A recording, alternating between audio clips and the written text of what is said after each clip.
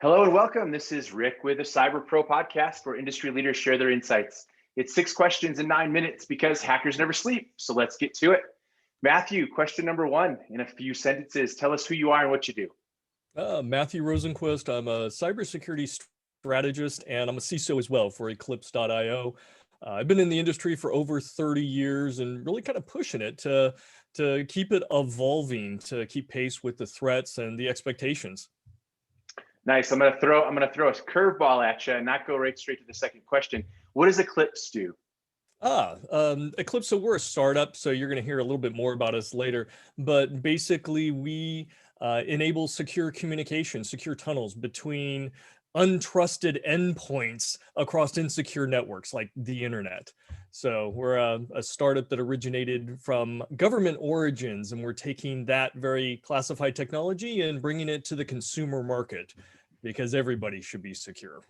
There you go. Question number 2, what's the best thing about being a cyber professional? The chaos, the ambiguity, and just the challenge. I mean, you're dealing with intelligent adversaries, and these adversaries can be smarter than you, can be more resourced than you. They're creative, they're intelligent, and in many cases, they're highly motivated and persistent.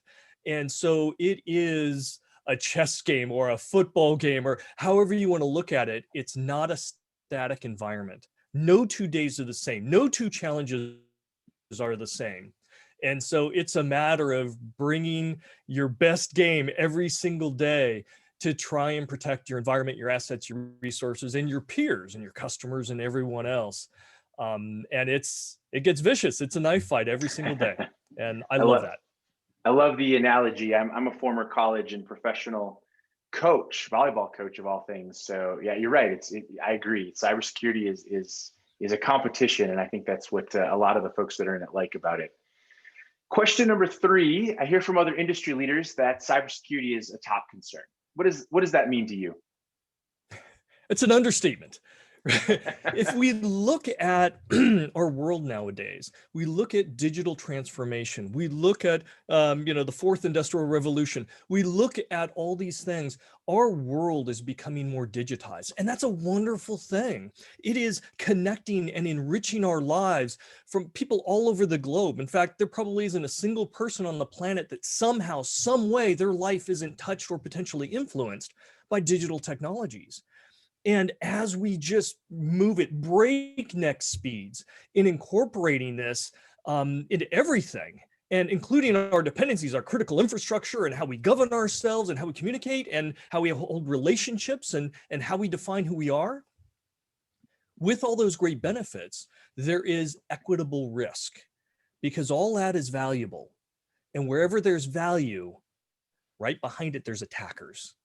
So as a cybersecurity professional, not just me, but all of us, we're there to help bolster the trust in all these digital systems and all the benefits that they deliver. We're here to help protect that, because when you lose trust, then people don't want to adopt it, right? We start going backwards and you lose the funding, you lose the innovation, and you begin to stagnate. And nobody wants that. We all want our great toys and capabilities and everything else. We're here to help make that happen, to enable that. Great response. I really do appreciate that. Question number 4. Here's the Moneyball question. What piece of insight do you want to share with other cyber experts? The experts in the field, right? Everybody in the field knows it's tough. It's also very, very important what we do. And, part of the difficulty is letting everybody else know how important it is, because many times we're relegated to the back room, or we're not brought into the conversation, or security can be bolted on afterwards, or it's not a big deal. And yet every attack that we see, it progressively gets more important. We're seeing nation state attacks just this past week that have tremendous potential ramifications. A single type of compromise that could bring down almost all of the Fortune 500 companies, almost all of the government agencies in the United States, our military, defense, you name it, all by one attacker. That's significant. right? And so we can't, and many of my colleagues aren't sleeping. They haven't slept in 3 days or very little sleep. It's not an easy job, but it is a good one, and it's very valuable to society. So we have to bring our A game, and we have to recognize that and be able to communicate the importance. Most of us work in businesses and organizations, and they speak a different language. They speak a language about profit margins and revenue and total available market and share of market. We have to make sure as security professionals that we're speaking their language, because we do protect to enable their environments. And I'm using a quote from one of my colleagues, Malcolm Harkins. He came up with protect to enable, and it's perfect. It really is. And our challenge is to make sure that we find that right balance, to find that optimal level of security between managing the risks, how much it's going to cost, and that friction for users or administrators of it. We don't eliminate risk, we manage it. So we have to find that, we have to be able to communicate it, get it support, and make it a reality as the attackers continually evolve. So don't give up hope, get organized, and keep pace. We all have to communicate and collaborate together. All right, I'm going to throw a curveball again. This is a question that I'm going to replace with a fifth question. So question number 5. Okay. Can enterprises learn from the government, or should enterprise commercial space be the leaders in cyber protection? So it's a trick question. It is a trick question, and here's why. It's not about government versus private enterprise. It's not. We are all on the same side. It's the people that are trying to protect systems and assets and data against those who would undermine it and attack it. So it's not one security against another security company or one government agency against. We all have to be working together. And if we don't, the problem is the bad guys will gain an advantage. We will not be able to keep pace.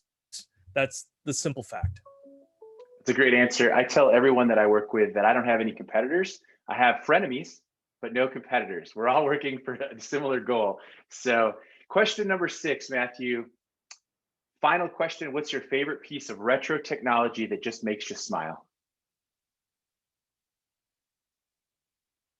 Okay, I'm going to go retro, real retro here. And I'm actually holding it in my hand. This is something that you will find every security professional around the world holding in one way, shape, or form. For me, it's the humble coffee mug. Some people prefer tea, and that's okay. And maybe at later hours of the day, it might be replaced by a refreshing adult beverage. But this is reliable. This doesn't get hacked. This is something I reach for throughout the day. It delivers what I need throughout the day to keep me up and active and doing what I need to do. So if I look at technology, something that is very, very old and yet is on the desk of every security professional out there, and they wouldn't want to give it up. Sometimes it's dirty a little bit, but it always comes through. I'll tell you, the only way you can hack that is if you have someone like me who likes to play practical jokes and just pouring either too much adult beverage or just kind of asking for trouble there. So that's amazing. You did it 6 questions in 9 minutes because the best know when to be concise. It was epic having you on, Matthew. Make sure you check out more episodes and insights from Cybersecurity and IT Professional Podcast. My name is Rick. Stay awesome, my friends.